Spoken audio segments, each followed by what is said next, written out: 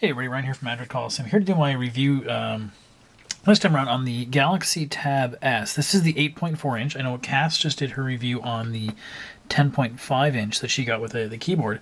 But this is the Tab S. This is sort of their next thing, iteration after that Tab Pro that came out. And I gotta say, it's really nice. I mean, people tend to let it shit on the Samsungs for a while, but this is actually a really nice device. I mean, it's incredibly thin. I mean, compare that to here's the Note 8 I have. Like, the Note 8 just feels bulky in comparison to it. It's just incredibly thin. It's not really that much taller for being 8.4 inches bigger than the Note 8. I mean, then again, it doesn't have the stylus, but really nice. I mean, it has that sort of call it the Band-Aid back if you want to call it that, but that sort of faux leather back. That's kind of nice feel. It gives a bit of a grip to it. It's got these little tabs back here. Now those are for a special case if you get it, so that it clips onto it. So yeah, nice little guy here. Got the remote as the normally do. Micro SD card.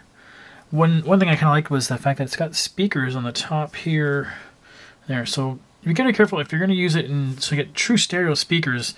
If you're holding it portrait mode, it's coming out the top and bottom versus that. So if you want to hold it this way, you're covering the speakers. So, but then you have to turn around that way, and then the button's over here instead. It's just got to get used to that.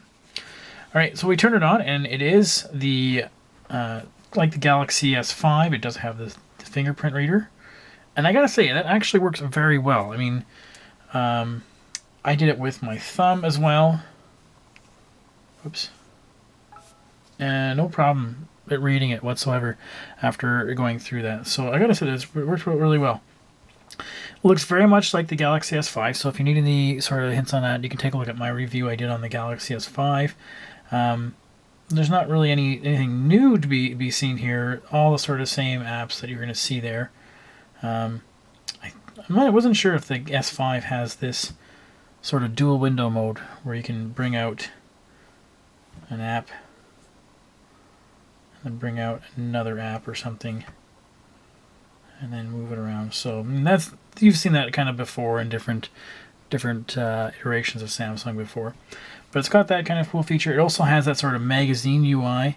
You can just pick what sort of topics of news you want to read. They have on there. Arts and culture kind of thing.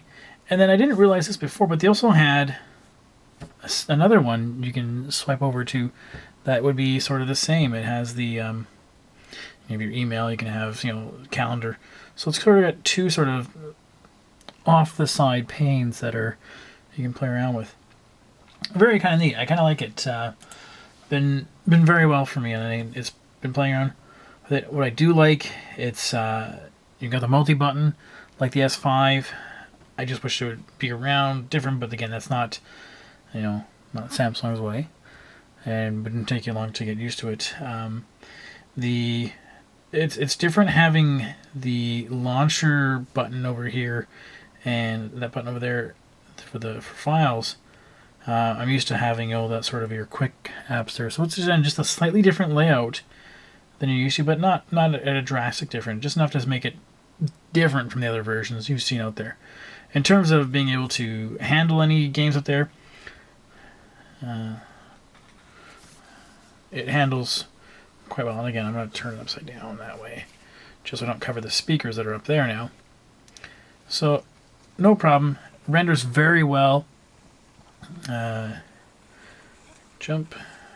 Hey, excuse me, sir. I just need. You can see it moving around very well. It handles all the textures.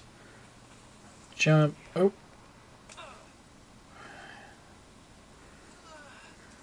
There's a play horn.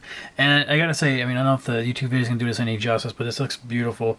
The resolution on this screen is awesome. It's 2560 by 1600 or something. It does very well. It handles. It's gorgeous.